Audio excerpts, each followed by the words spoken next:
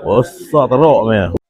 Assalamualaikum guys. 2-3 hari ni kita ada buat satu bahan besar dekat kita punya chicken chop.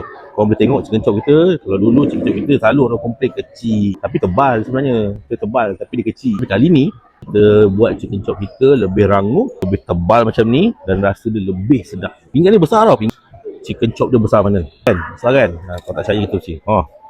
Sekarang ni kita dalam proses nak grade kita punya makanan. Nak tengok chicken chop kita, lamb chop kita, chicken grill kita akan korang bawa lah sini, korang datang kat sini, insya-Allah makan dengan puas. Okey, kita punya nasi goreng kita pun portion kita sangat besar. Kita tak bagi portion yang sekadar boleh makan. Kita bagi portion yang betul-betul makan kenyang dan puas hati. Tengok korang tengok sekarang ni chicken chop kita besar mana? Punya crunchy dia tu.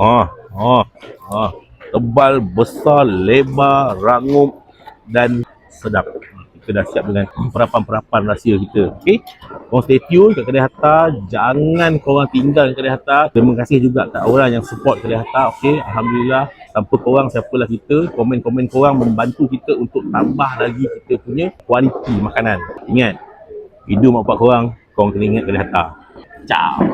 Restoran Hatta di Bahau. Restoran Hatta di Bahau.